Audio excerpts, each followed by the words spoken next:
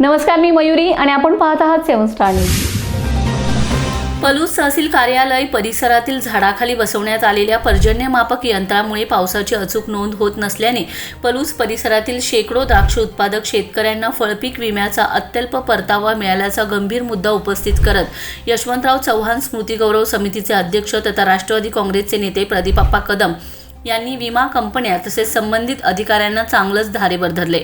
शेतकऱ्यांच्या तक्रारींकडे दुर्लक्ष झाल्यामुळे कोट्यवधी रुपयांचं नुकसान झाल्याचा आरोप करत या नुकसानीला जबाबदार कोण असा थेट सवाल त्यांनी प्रशासनाला केलाय।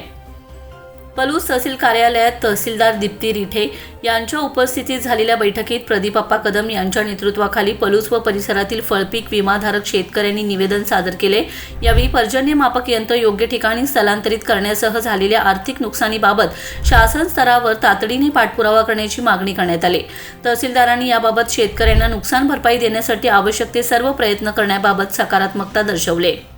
शेतकऱ्यांनी दिलेल्या निवेदनात नमूद केलं आहे की सन 2025-26 मध्ये शासनाच्या हवामान आधारित फळपीक विमा योजनेअंतर्गत द्राक्ष पिकाचा विमा काढण्यात आला होता। या योजनेत नुकसान भरपाईचा आधार हा संबंधित पर्जन्यमापक यंत्रावर नोंद झालेल्या पर्जन्यमानावर अवलंबून असतो। मात्र पलूस तहसील कार्यालय परिसरातील पर्जन्यमापक हे लिंबाच्या झाडाखाली बसवण्यात आले असून आजूबाजूला जप्त केलेले वाळूचे ट्रक उभे असल्यामुळे पावसाची अचूक नोंद होत नसल्याचा गंभीर आरोप शेतकऱ्यांनी केलाय।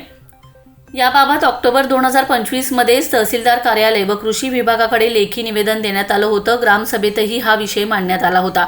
मात्र त्यानंतरही पर्जन्यमापकाची जागा बदलण्याबाबत किंवा परिसरातील अडथळे दूर करण्याबाबत कोणतीही कार्यवाही करण्यात आली नाही, अशी नाराजी शेतकऱ्यांनी व्यक्त केली। या निष्काळजीपणाचा फटका 22 एप्रिल 2026 रोजी झालेल्या पावसावेळी बसल्याचे शेतकऱ्यांनी निदर्शनास आणून दिले। त्या दिवशी पलूस परिसरात झालेल्या वादळी पावसामुळे द्राक्ष बागांमध्ये मोठ्या प्रमाणात पाणी साचलं होतं। अनेक ठिकाणी द्राक्षांचे हार्वेस्टिंग सुरू असताना पिकांचं मोठं नुकसान झाले। मात्र येळावी येथे 59 मिलीमीटर पावसाची नोंद झाली असताना पलूसमध्ये केवळ 9 मिलीमीटर पावसाची नोंद झाली। परिणामी येळावी येथील शेतकऱ्यांना सुमारे 3800 रुपये प्रति गुंठा विमा भरपाई मिळाली, तर पलूसमधील शेतकऱ्यांना अवघे 262 रुपये प्रति गुंठा इतकाच परतावा मिळालाय। एकाच हवामान पट्ट्यात असूनही एवढी मोठी तफावत झाल्याने शेतकऱ्यांमध्ये तीव्र संताप व्यक्त होत आहे।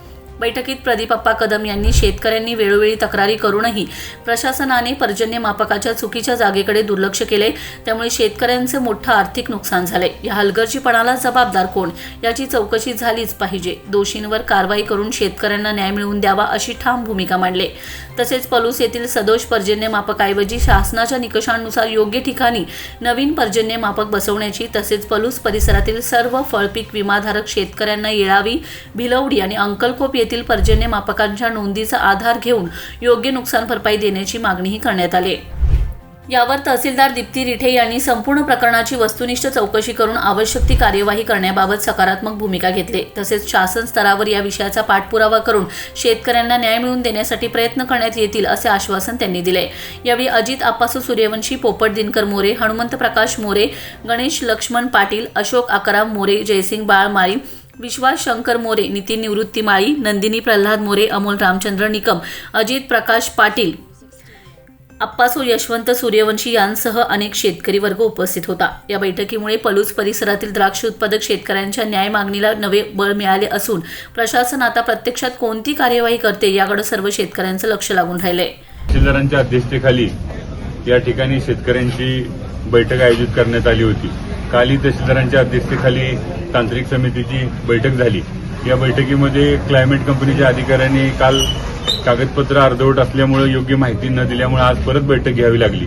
तर या बैठकीमध्ये सर्व बाबी विचारात घेता शासनाचं JR, या बाबतीत असलेल्या गाईडलाईन्स आणि कंपनीनं बसवलेलं वेदर स्टेशन, तर या सर्व बाबी तपासल्यानंतर काल आम्ही सगळ्यांनी स्थळ पाहणी पण केली मान्य तहसीलदार मॅडमच्या उपस्थितीमध्ये। तर त्यामध्ये असं आज निदर्शनास आलं की जवळजवळ 3 वर्षापासून ते वेदर स्टेशन चुकीच्या ठिकाणी बसवलेलं आहे। कुठल्याही नियमाचं पालन करण्यात आलं नाही, कुठल्याही निकष, अटी, शर्ती सर्व उल्लंघन केलेलं आहे आणि त्यामुळे चुकीच्या पद्धतीचा डेटा हा महावेदला गेलेला आहे आणि महावेदनं तो कंपनीला, इन्शुरन्स कंपनीला कळवलेला आहे। त्यामुळे दरवर्षी कोट्यवधी रुपयाचं नुकसान पलूस तालुक्यातल्या शेतकऱ्यांचं झालंय आणि फक्त पलूसच नव्हे तर पलूसमधल्या असलेल्या सर्व मंडलमध्ये जे वेदर स्टेशन बसवलेले आहे त्या सुद्धा वस्तुस्थिती हीच आहे। तर अशा पद्धतीनं चुकीच्या पद्धतीनं हे वेदर स्टेशन चुकीच्या ठिकाणी बसवल्यामुळे सर्व अटी शर्तींचं उल्लंघन केल्यामुळे पलूस तालुक्यातील कोट्यवधीचं नुकसान गेली 3 वर्ष झालं होत आहे। याबाबतीत सद्यस्थिती आणि वस्तुस्थिती बघून अहवाल देण्याचं आश्वासन आज या ठिकाणी कृषी विभाग आणि संबंधित कंपनीनं दिलेलं आहे। याबाबतचा योग्य तो अहवाल आल्यानंतर जे तालुकास्तरीय कमिटीचं प्रोसिडिंग जिल्हास्तरीय कमिटीकडे पाठवलं जाईल आणि शेतकऱ्यांना याबाबतीत न्याय देण्याचा आम्ही सर्वजण मिळून या ठिकाणी प्रयत्न करतोय। जर या पद्धतीनं तांत्रिक आणि वस्तुस्थिती न्याय अहवाल गेला नाही तर याबाबत शेतकऱ्यांच्या भावना तीव्र आहेत आणि शेतकऱ्यांना न्याय मिळवून देण्यासाठी आम्ही सर्व शेतकरी बांधव या ठिकाणी लोकांना लाभ मिळण्यासाठी आणि या लाभापासून वंचित राहिलेल्या शेतकऱ्यांना मदत होण्यासाठी आम्ही सर्वजण या ठिकाणी प्रयत्न करतोय। वस्तुस्थिती अहवाल जर गेला नाही तर याबाबत जिल्हास्तरीय आणि संबंधित गरज पडली तर कृषी मंत्र्यांपर्यंत आम्ही धाव घेणार आहोत। धन्यवाद।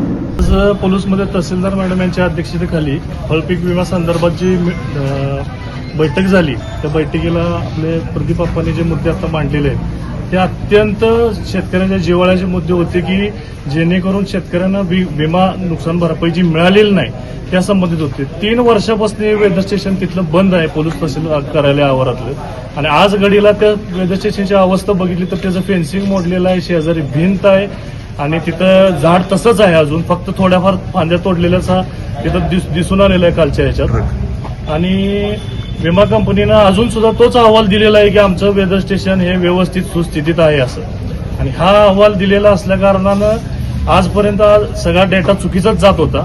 तर माननीय तहसीलदार मॅडम यांनी विमा कंपनीला आणि वस्तुनिष्ठ पंचनामा करून आपल्या कृषी विभागाला जी काय आत्ताची सध्या परिस्थिती आहे ती शेतकऱ्यांच्या समक्ष आणि वस्तुनिष्ठ परिस्थितीचा अहवाल टेक्निकल मुद्द्यांनी व्यवस्थित देण्याकरता आज मॅडमने निर्देश दिलेले आहेत। त्या संबंधित आता शेतकरी आणि आपापला पुरावा करत आहेत। Bureau report 7 star news. आहे असं